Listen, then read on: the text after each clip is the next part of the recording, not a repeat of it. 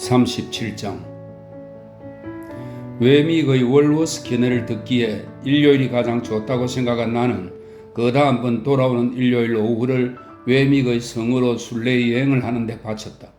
성곽 외벽 앞에 도착하니 영국 국기가 펄럭이고 있고 도개교가 들어 올려져 있었다.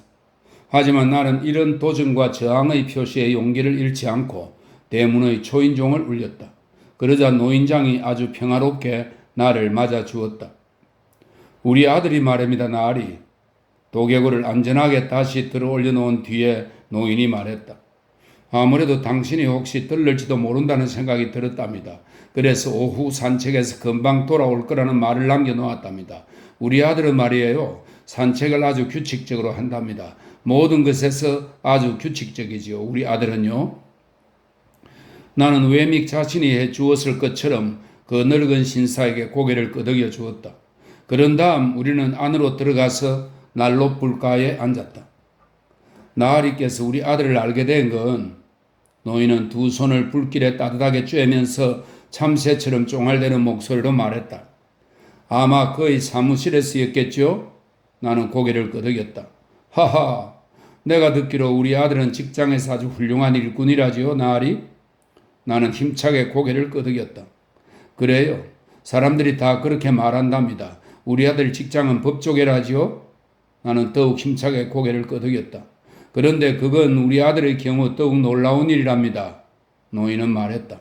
왜냐하면 우리 아들은 법조계 일이 아니라 포도주통 제조 기술을 배우며 자랐거든요. 나는 이 노 신사가 제거스시의 명성에 대해 어떻게 알고 있는지 호기심이 생겨서 그에게 제거스시의 이름을 크게 외쳐보았다. 그는 진심에서 우러나온 웃음을 크게 터뜨리며 아주 쾌활한 태도로 그럼요, 물론이지요. 나으리 말이 맞아요. 라고 대답함으로써 나를 더없이 큰 혼란에 빠뜨렸다. 지금 이 순간까지도 나는 그의 말이 무슨 뜻이었는지, 그가 내 말을 무슨 농담으로 받아들였는지 조금도 짐작이 가지 않는다. 내가 거기서 노인의 흥미를 끌려는 다른 시도를 하는 것 없이 노인에게 고개만 끄덕여주며 영원히 앉아 있을 수는 없었으므로 나는 노인 자신의 예전 생업도 포도주통 제조업이었는지 큰 소리로 물어보았다. 그 용어를 목이 아플 정도로 여러 번 외쳐대는 한편 그것을 그 자신과 연결시켜 주고자 노인의 가슴을 두드려 댐으로써 나는 마침내 내 의미를 그에게 전달하는 데 성공했다. 아닙니다. 노인은 말했다. 도매상점을 했어요. 도매상점을요. 처음에는 저 위쪽에서 했죠. 그는 굴뚝 저 위쪽을 뜻하는 것처럼 보였다. 하지만 나는 그의 의도는 나에게 리버풀을 가리켜 보이는 것이었다고 믿는다. 그 다음에는 이곳 런던 시내 중심가에서 했답니다. 하지만 몸에 이상이 생기자 나는 귀가 잘 안 들린답니다. 나리. 나는 더없이 크게 놀랐다는 것을 무언가로 표현해 보였다. 그래요. 귀가 잘 안 들린답니다. 내게 이런 이상이 생기자 우리 아들은 법조계에 들어갔답니다. 그러고는 나를 부양하기 시작했죠. 그리고 이 우아하고 아름다운 집과 재산을 조금씩 마련해 나갔답니다.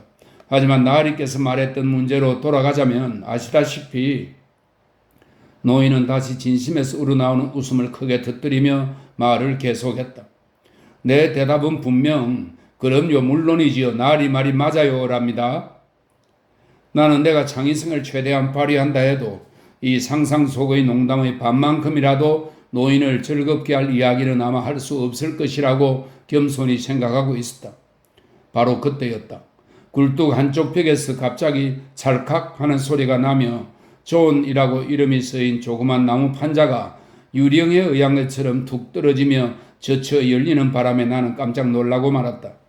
노인은 내 시선을 따라서 바라보더니 아주 의기양양한 태도로 소리쳤다. 우리 아들이 돌아왔습니다. 그리하여 우리 둘은 도개교로 나갔다. 해자 너머로 더할 나위 없이 쉽게 악수를 할 수 있었음에도 불구하고 외믹이 그 건너편에 그대로 선 채 나에게 손을 흔들며 격식을 갖춰 인사하는 모습은 아무리 많은 돈을 낸다고 해도 볼 가치가 있는 광경이었다. 노인장이 도개교를 작동시키는 일을 너무나 즐거워하는 모습이어서 나는 그를 도와주려고 나서지 않은 채 외믹이 다리를 건너와서 그가 동행한 스키핀스 양을 내게 소개할 때까지 가만히 서 있었다. 스키핀스 양은 딱딱한 목질의 외모에 그녀의 동반자처럼 우편 업무용으로 쓰일 수 있을 것 같은 입을 지니고 있었다. 그녀는 나이가 외믹보다 2~3살 아래인 것 같았으며 내가 판단하기에 휴대용 동산을 꽤 소지하고 있는 상태였다. 허리 위쪽으로 앞뒤가 꽉 조인 그녀의 옷맵시로 인해 그녀는 사내 아이들의 연과 아주 흡사한 형상으로 보였다. 굳이 말하자면 나는 그녀의 가운이 좀 너무 두드러지게 오렌지색이고 그녀의 장갑이 좀 너무 강렬하게 초록색이라고 선언했을 것이다. 하지만 그녀는 좋은 사람처럼 보였으며 노인장에게 극진한 존경의 태도를 보였다. 나는 오래지 않아 그녀가 이 성을 자주 방문하는 사람이라는 것을 알 수 있었다. 우리가 안으로 들어간 다음 내가 외믹에게 그의 도착을 노인장에게 알리는 그 교묘한 발명품에 대해 칭찬했을 때 외믹은 나보고 굴뚝의 다른 쪽 벽에 잠시 동안 주의를 집중하고 있으라고 청하더니 방에서 사라졌다. 조금 후 찰칵 소리가 또다시 나더니 스키핀스 양이라고 씌어있는 또 다른 자그마한 문짝이 툭 떨어지며 열렸다. 그리고 그 다음에는 스키핀스 양의 문이 닫히고 존의 문이 떨어져 열렸다가 이어서 스키핀스 양의 문과 존의 문 둘 다 함께 떨어져 열렸으며 마지막으로는 둘이 동시에 닫혔다. 이런 기계장치를 작동시킨 뒤 외믹이 돌아왔을 때 나는 그것들에 대해 내가 느낀 감탄을 표현했다. 그러자 그는 말했다. 글쎄요. 아시겠지만 그것들은 노인장께 즐겁고도 유용한 것들이죠. 그리고 말입니다. 핍시. 정말로 가치 있는 사실은 바로 우리 집 문에 찾아오는 그 모든 사람들 중 저 장치들을 당기는 비밀을 아는 사람들은 오직 노인장과 스키핀스 양과 나뿐이라는 점이랍니다. 게다가 바로 외믹 씨가 그것들을 다 만들었답니다. 스키핀스 양이 덧붙였다. 자기 머리로 직접 생각해내서 손수 만들었답니다. 스키핀스 양이 보닛을 벗고 있는 동안 외믹은 나에게 그와 함께 집을 한 바퀴 둘러보며 연못의 섬이 겨울에 어떤 모습인지 한번 보자고 제안했다. 그가 이렇게 한 이유가 바로 나에게 그의 월워스의 견해를 들을 기회를 주기 위해서라고 생각한 나는 우리가 성에서 나오자마자 그 기회를 붙잡았다. 그동안 이 문제를 어떻게 꺼낼지 신중하게 생각해 보았던 나는 이전에 이 문제를 전혀 언급한 적이 없었던 것처럼 이야기를 시작했다. 나는 외믹에게 허버트 포킷을 위하는 내 마음이 간절하다는 것을 알린 다음 우리가 처음에 어떻게 만났고 또 어떻게 싸웠는가를 이야기해 주었다. 나는 허버트의 집안 사정과 그의 성격 그리고 그의 아버지한테 의존해 받고 있는 불확실하고 불규칙적인 생활비 밖에는 그에게 아무런 자산이 없다는 것 등을 대강 짧게 설명했다. 그리고 나는 내가 런던에 처음 와서 미숙하고 무지하던 때 그와의 교제를 통해 크게 도움받은 것을 언급한 뒤 그렇게 받은 도움에 대해 나는 그에게 나쁜 보답만 했으며 그래서 만약 나와 내 상속에 대한 기대가 없었다면 그는 오히려 더 잘해 나갈 수 있었을 거라고 고백하듯이 털어놓았다.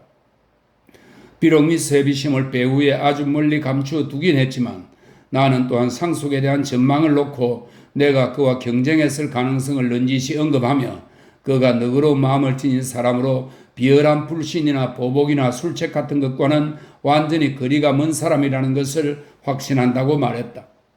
이 모든 이유로 그리고 그가 내 젊은 시절의 친구이자 동료인데다 내가 그를 굉장히 좋아하기 때문에 나는 외믹에게 말하기를 나 자신은 행운이 그에게 약간의 빛을 비춰주기를 원하는 것이며 이를 위해 인간과 세상사에 대한 외믹의 경험과 식견으로부터 조언을 받고자 한다고 했다. 그러면서 나는 허버트에게 일단 약간의 가령 그의 의욕과 희망이 충분히 유지될 수 있도록 1년에 100파운드 정도의 수입이 생기도록 해준 다음 점차적인 재정 지원을 통해 그가 어떤 소규모 사업의 동업자가 될 수 있도록 해주고 싶은데 이를 위해 내 재산으로 어떻게 하는 게 가장 좋을지 충고해달라고 청했다. 그리고 내가 돕는다는 사실을 허버트가 알거나 눈치채서는 절대로 안 된다는 것과 외믹시 당신밖에는 내가 의논할 수 있는 사람이 이 세상에 없다는 점을 부디 헤아려 달라고 결론 삼아 부탁했다. 나는 이야기를 끝마치며 그의 어깨에 내 손을 올려놓고는 다음과 같이 덧붙였다. 외믹 씨를 번거롭게 하는 것이 틀림없다는 걸 잘 알고 있지만 외믹 씨에게 이렇게 털어놓고 부탁드리지 않을 수 없습니다. 하지만 그건 외믹 씨 잘못입니다. 나를 애초에 이곳에 초대해 주신 데서 비롯된 거니까요. 외믹은 잠시 동안 말없이 있었다. 그러더니 문득 깜짝 놀라는 듯한 태도로 말했다. 그런데 말입니다, 피입씨. 한 가지 분명히 말해두겠습니다. 당신은 지독하게 좋은 사람입니다. 그럼 제가 그렇게 좋은 사람이 되도록 돕겠다고 말해주십시오. 나는 말했다. 어이쿠. 외믹은 고개를 가로저며 대답했다. 그건 내 전문이 아닌데요. 이곳 역시 외믹 씨의 전문 근무처는 아니죠. 나는 말했다. 맞습니다. 외믹은 대답했다. 당신이 전곡을 찔렀군요. 좋습니다, 피입씨. 한번 숙고해 보도록 하겠습니다. 당신이 원하는 그 모든 것들은 조금씩 단계적으로 실행할 수 있는 것들이라고 생각됩니다. 스키핀스는 그녀의 오빠를 말하는데 회계사이자 선박 대행업자랍니다. 그를 한번 찾아가서 당신을 위해 일을 주선해 보도록 하겠습니다. 뭐라고 감사를 드려야 할지 모르겠습니다. 천만에요. 그는 말했다. 내가 오히려 감사를 드려야 합니다. 왜냐하면 비록 우리가 엄격하게 사적이고 개인적인 자격으로 만나고 있을지라도 우리 사이에는 여전히 뉴게이트의 거미줄이 남아있다고 말할 수 있는데 이 일로 인해 그것이 완전히 썰어 없어졌기 때문이죠. 우리는 이와 비슷한 취지로 대화를 좀 더 나눈 뒤 성으로 돌아갔다. 거기에서는 스키핀스 양이 차를 준비하고 있었다. 토스트를 만드는 책임막중한 직무는 노인장에게 위임되어 있었는데 그 훌륭한 노 신사는 그 직무에 너무나 열중한 나머지 내가 보기엔 두 눈이 열에 녹아버리지는 않을까고 걱정될 정도였다. 우리가 준비하고 있는 것은 명목상의 식사가 아니라 정말로 식사답게 차린 푸짐한 식사였다. 노인장이 버터 바른 토스트를 얼마나 산더미처럼 준비해 놓았는지 벽난로의 맨 꼭대기 가로대에 고정된 쇠 받침대 위에서 지글지글 버터 녹는 소리를 내는 그 토스트에 가려 그의 모습을 거의 볼 수 없을 정도였다. 그러는 동안 스키핀스 양은 또 차를 얼마나 끓여서 큰 컵에 따라 놓았는지 뒷마당의 돼지까지 그 냄새에 몹시 흥분하여 즐거운 식사에 자신도 참여하고 싶다는 욕망을 반복해서 강력히 표현했을 정도였다. 정확한 시각에 국기가 내려졌고 대포가 발사되었다. 그러자 나는 폭과 깊이가 각각 9m나 되는 해자에 둘러싸여 있기라도 한 것처럼 월봇의 바깥 세상과 아늑하게 차단되어 있는 느낌이 들었다. 이따끔씩 존과 스키핀스의 이름이 적힌 그 작은 문짝들이 떨어져 열리는 것을 제외하고는 성의 평온함을 방해하는 것은 아무것도 없었다. 이 문짝들은 모종의 발작성 질병에 걸린 환자 같았는데 나는 처음에는 그것들에 대한 동정심 때문에 불편하게 느꼈지만 곧 그 정상에 익숙해지게 되었다. 스키핀스 양이 하는 일의 체계적인 성격을 보고 나는 그녀가 매주 일요일마다 이곳에서 차를 준비하는구나 하고 짐작했다. 나는 또한 그녀가 차고 있는 고풍스러운 브로치, 즉 코가 아주 반듯하고 불쾌하게 생긴 한 여자의 옆 얼굴과 아주 가느다란 초성달을 표현한 브로치가 외믹이 선사한 휴대용 동산의 하나일 거라고 생각했다. 우리는 토스트를 전부 먹었다. 그리고 그에 비례하여 차도 엄청나게 마셨다. 그렇게 먹고 마신 후에 우리가 모두 얼마나 후끈후끈하고 기름진 상태가 되었는지는 실로 보기에 즐거운 풍경이었다. 특히 노인장의 모습은 막 기름칠을 하고 나온 어떤 야만족의 단정한 늙은 추장이라고 말해도 될 정도였다. 잠시 휴식을 취한 후 스키핀스 양은 일요일 오후에는 가족의 품 안에서 쉬게끔 되어 있는 듯한 어린 하녀의 부재를 틈타 우리들 누구의 품위도 손상하지 않는, 즉 숙녀답게 약간 서투른 방식으로 차 마시고 난 그릇들을 설거지했다. 그런 다음 그녀는 다시 장갑을 끼웠으며 우리는 난로붓 주위에 빙 둘러앉았다. 그러자 외믹이 말했다. 자, 아버님, 저희에게 신문을 좀 읽어주세요. 노인장이 안경을 꺼내는 동안 외믹은 나에게 이것이 습관적인 행사이며 신문을 큰 소리로 읽는 일은 노 신사에게 무한한 만족감을 준다고 설명해 주었다. 나는 사과의 말을 하진 않겠습니다. 왜냐하면 부친에겐 다른 즐거움이 별로 없거든요. 그렇지요, 아버님? 알았다, 존, 알았어. 노인은 자기한테 말을 걸었다는 것을 눈치채고 대답했다. 그저 아버님이 신문에서 눈을 뗄 때 가끔씩 고개만 끄덕여 드리세요. 외믹은 말했다. 그러면 왕처럼 행복해 하실 겁니다. 자, 우리는 잔뜩 귀를 기울이고 있어요, 아버님. 알았다, 좋은 알았어. 노인은 명랑하게 대답했다. 정신없이 서두르며 마냥 즐거워하는 그의 모습은 정말이지 더없이 유쾌한 전경이었다. 노인장의 낭독은 나에게 윕슬시의 왕고문의 야학 수업을 생각나게 했다. 하지만 그의 낭독은 열쇠 구멍을 통해 들려오는 것처럼 독특한 느낌을 주면서 좀 더 기분 좋게 들렸다. 노인이 촛불을 곁에 가까이 놓고 싶어 한 데다가 끊임없이 자신의 머리나 신문을 촛불에 들이밀려고 했으므로 그는 화약 공장만큼이나 철저한 감시가 필요했다. 하지만 외믹 또한 마찬가지로 끈기 있게 그리고 온화한 태도로 열심히 지켜보았다. 그래서 노인장은 자신이 여러 번 구출된 사실을 전혀 의식하지 못한 채 낭독을 계속해 나갔다. 그가 우리를 쳐다볼 때마다 우리는 모두 더없이 흥미롭고 놀라워하는 표정을 지어 보이며 그가 읽기를 다시 시작할 때까지 고개를 끄덕여 주었다. 외믹과 스키펜스 양이 서로 나란히 앉아 있었고 나는 그늘진 한쪽 구석에 앉아 있었으므로 나는 외믹의 입이 서서히 그리고 조금씩 양옆으로 길게 벌어지는 것을 관찰할 수 있었다. 그런데 이 변화는 바로 그가 한쪽 팔을 슬그머니 뻗어 스키펜스 양의 허리를 서서히 그리고 조금씩 감싸 안는 동작을 강력하게 암시하는 것이었다. 정말로 조금 후 나는 그의 손이 스키펜스 양의 다른 쪽에 나타나는 것을 볼 수 있었다. 하지만 바로 그 순간 스키펜스 양은 초록색 장갑을 낀 손으로 그를 맵시 있게 정지시키고는 마치 의복이라도 한 겹 벗어놓은 것처럼 감긴 그의 팔을 도로 풀어서 더할 나위 없이 조심스럽게 그녀 앞의 식탁 위에 올려놓았다. 이 행위를 하는 동안 스키펜스 양이 보인 침착한 모습은 내가 일찍이 본 가장 주목할 만한 광경 가운데 하나였다. 만약 내가 그 행동을 정신이 빠진 상태에서 나온 것으로 간주할 수 있었다면 나는 스키펜스 양이 그 동작을 기계적으로 수행했다고 생각했을 것이다. 잠시 후 나는 다시 외믹의 팔이 없어지기 시작하더니 점차 시야에서 사라져가는 것을 알아챘다. 바로 그 직후 그의 입도 다시 넓어지기 시작했다. 아주 짜릿하면서도 거의 고통스럽기까지 한 긴장의 순간이 지나고 난 후 나는 드디어 그의 손이 스키펜스 양의 다른 쪽에 나타나는 것을 볼 수 있었다. 스키펜스 양은 즉시 침착한 권투 선수처럼 맵시 있게 그 손을 정지시켰다. 그러고는 전과 똑같이 허리띠 또는 애정의 띠처럼 감긴 그 손을 풀어서 식탁 위에 올려놓았다.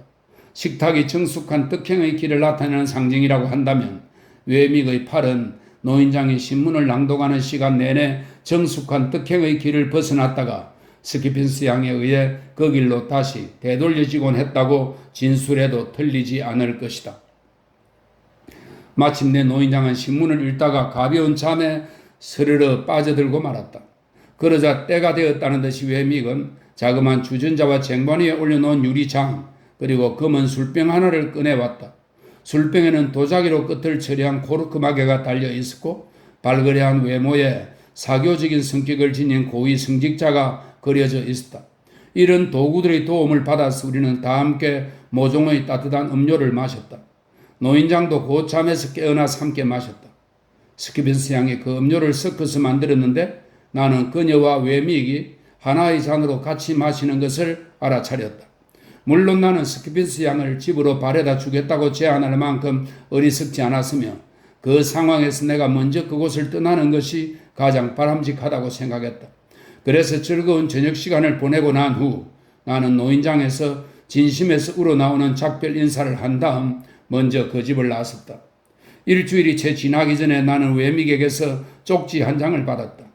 윌워스의 주소가 적혀있는 그 쪽지에는 우리의 사적이고 개인적인 자격에 관련되는 문제에 있어서 그가 그동안 약간의 진척을 본 것으로 믿고 싶다는 내용과 함께 내가 그 문제로 다시 그를 찾아와서 만날 수 있다면 기쁘겠다고 씌어 있었다. 그리하여 나는 다시 윌워스로 찾아갔으며 그 후에도 그렇게 두어 차례 더 찾아갔다. 시내 중심가에서도 여러 번 그와 약속하고 만났지만 리틀 브리튼 안이나 근처에서는 그 문제에 대해 그와 어떠한 연락이나 이야기도 하지 않았다. 이렇게 한 결과 우리는 젊고 훌륭한 상인 내지는 선박 중개업자 한 사람을 찾아냈는데 사업을 시작한 지 그리 오래되지 않은 그는 지적인 도움을 줄 사람과 자본을 구하고 있으며 또 적당히 때가 되고 수익이 증가하면 동업자도 필요하게 될 것이라고 했다. 곧 그와 나 둘 사이에 허버트를 주제로 하는 비밀 계약이 서명되고 맺어졌다. 나는 그에게 내 500파운드의 절반을 현금으로 지불하고 여러 가지 다른 지불 약속을 했다. 그중 어떤 것들은 일정한 날짜에 맞춰 내 수입에서 지불하기로 했고 어떤 것들은 내가 재산을 상속받으면 그때 지불하는 것으로 약정했다. 스키핀스 양의 오빠가 이 협상을 수행했으며 웨믹은 처음부터 끝까지 관여하며 일을 도왔지만 결코 전면에 나서지는 않았다. 이 모든 일이 아주 현명하게 잘 처리되어서 허버트는 내가 그 일에 관여했다는 것을 조금도 눈치채지 못했다. 나는 어느 날 오후 그가 집으로 돌아와서는 굉장히 큰 소식이라며 클레리크는 그 젊은 상인의 이름이었다. 클레리크라는 사람을 우연히 만나서 알게 되었는데 그가 자기에게 특별한 호감을 보여 기회가 마침내 찾아온 것으로 믿는다고 나에게 말할 때의 그 환히 빛나던 얼굴을 결코 잊지 못할 것이다.